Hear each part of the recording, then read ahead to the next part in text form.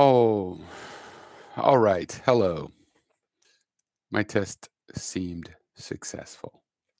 So, on a kind of odd. Now, I want to talk to you about your view. And I really appreciate that you want it challenging. Um, so, first of all, turning my emotional intelligence quotient up to 11. I'm feeling that you think that it's an insult to be labeled a victim. Someone else to label you a victim would be a big insult. Um, right there is sort of a problem. Because that's a huge assumption. Again, remember my frame of mind. I'm saying that if we want to know what it's like, what a victim frame of mind is, we can't use as an example people that weren't victims. We're talking about people that were victims. So if there's a group of people that were undeniably victimized, like armed robbery victims, neighborhoods being bombed, the people in those neighborhoods, then you used an example of, a Roman invading force. A person could have a criteria for that and then apply that criteria to themselves or others to decide. But if I apply a criteria and say, well, you were victimized, you consider that an insult. Like other people don't have a right. We'll get in a little about the fact that there's multiple arbiters or judges of this. But I'm getting you think of it as an insult, right? And there's nothing for you to feel bad about that you were victimized. It was a bad experience. So of course you feel bad about it. In that sense, you have bad feelings as a result of it. But you don't have to feel like you blame yourself, even if you did something stupid like run around the park at dusk. I knew a guy that ran around the lake when I was living in the city at dusk. He'd been told it wasn't safe, and he thought, well, I'm a 6 foot tall, 20 something, people aren't going to bug me. And a couple of guys pushed him into the lake, which he figured in the end correctly was kind of lucky. He could have been stabbed and robbed or any number of things. Instead, he just went in a really disgustingly filthy lake. But it changed his view of the city. But anyway, you could blame yourself for putting yourself in the situation. You can view the perpetrator as sort of like weather, an act of God. It's like, yeah, there's dangerous people out in that part of town. I was warned I shouldn't have gone. It's my fault.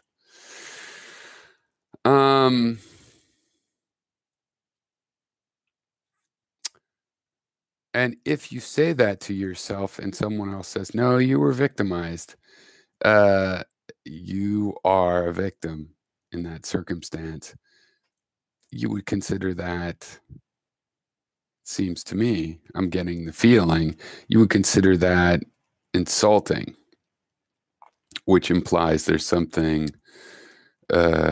embarrassing about having gotten victimized. Now, I feel that there's some truth to that in real victimhood, it is embarrassing. You feel abused. You feel maybe weak.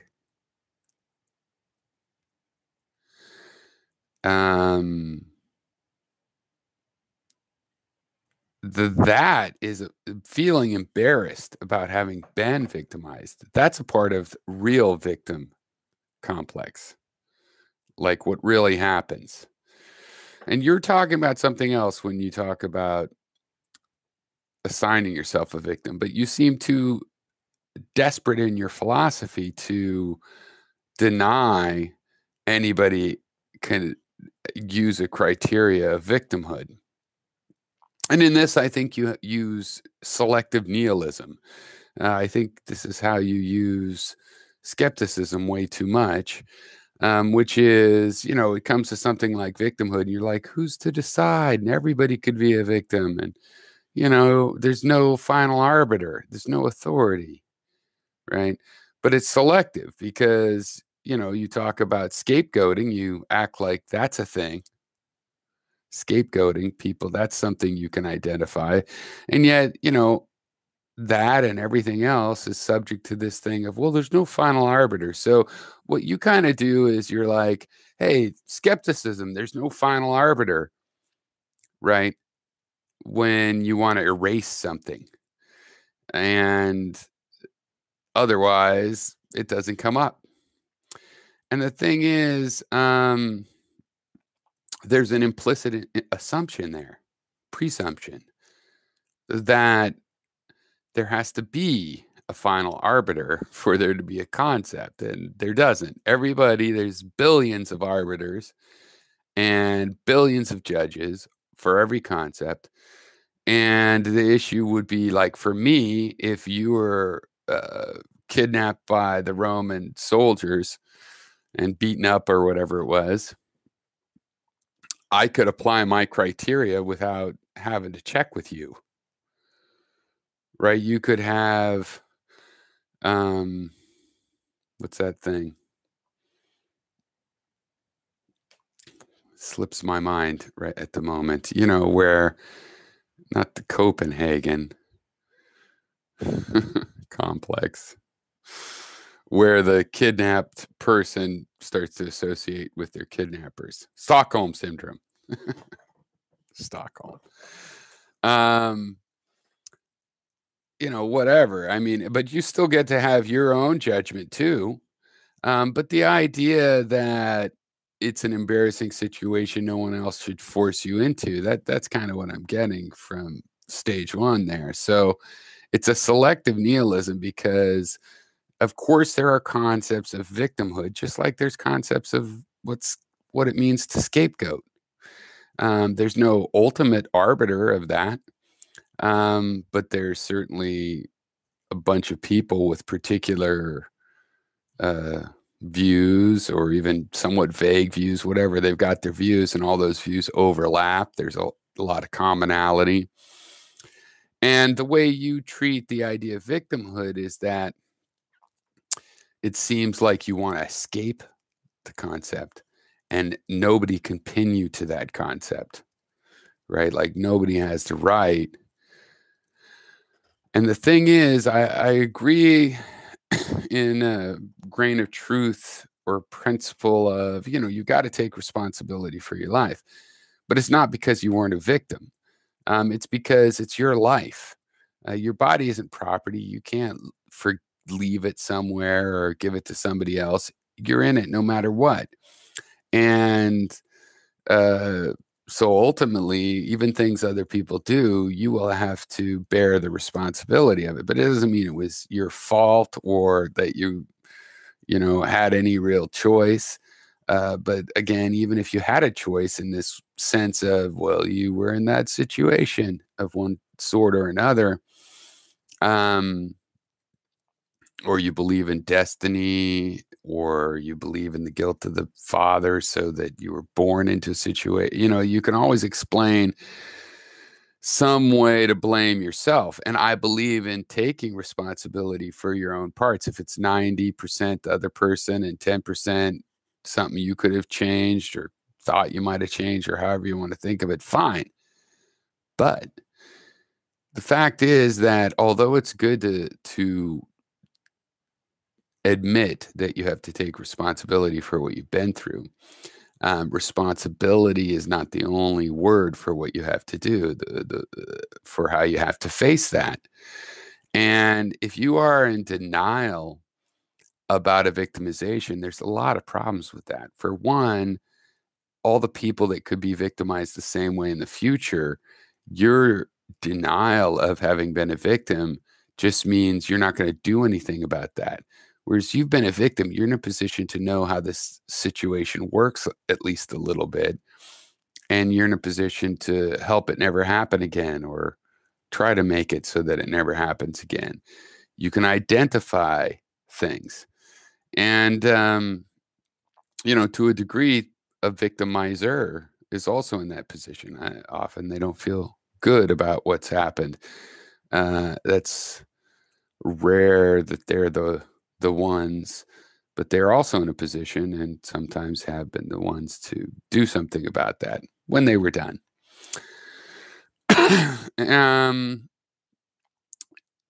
So denying that someone else had like control and you were subject to their control for some period of time, it brings its own serious dangers, both about other people that might be victimized and about you yourself. Like, the human being doesn't want to feel out of control, and yet we are in eons of slavery where we're often out of control for every practical purpose of the word. It's kind of like if somebody points a gun at you and says, "Give me your wallet." Do you have to give them your wallet? Well, no. You could argue with them about it. They may or may not shoot you. Perhaps you could see in the guy's eye, oh, he's for sure going to shoot you. You could still say no and just get shot. Oh, but he might kill you. Yeah, you could say no. You have the choice of getting killed. Were you victimized because you also made a choice? Perhaps not. Well, no, of course you were victimized. Those kinds of choices are exactly what we're talking about with victimization. And I mean, in the most common cases of it, there's also just like kidnapping, and somebody has physically, done something with them. To deny that you were a victim in a case like that would be silly. You're really talking about, don't dwell on making an excuse out of it for everything in your life. Yeah, well, that's the grain of truth. That's an important truth. Yeah, don't make an excuse out of everything, because that's what I mean by you're going to have to take responsibility for your life, even things that were entirely other people's doing, fault, or whatever. Accidents, a tree falls on your leg and then you can't walk anymore. You're going to have to take responsibility for being a person that can't walk anymore. And that's the sense in which life isn't fair. And you can always explain it to yourself that way, or a million other ways. It's important that you do explain it some way. That's what I think you should be emphasizing, from the sense that you want to say, look, you could be stronger than this thing that happened to you. You can learn from it. You can this or that. I'm telling you, some situations you can't learn from, or rather, you can learn from them all. But you won't be able to put what you've learned to any practical use. You'll just have observed and seen something. And you have to admit, when that's the level of victimization, you're a slave and you've been forced to reproduce, and then they took your baby from you afterwards, and that's just the way it is. And nobody does anything about it. And there's generations of slaves after you, and just that's the way it is. You will have to learn to live with that if you keep living, which obviously many people did. And if you were to say, but I'm not a victim, then you're kind of being an idiot. You're in an emotional denial, right? An extreme denial of what's really been going on to you. And in the sense that, oh, but then everybody's going to be a victim. Yeah, because we're going to find out that everybody's being oppressed, victimized by economic systems and both political systems working properly as they were designed, and political systems that have degenerated and are corrupt. So if everybody could see that, we could sort out which was which, what kind of things, which, some are bigger, some are littler, but, they're all kind of a problem. And I think we could sort that out.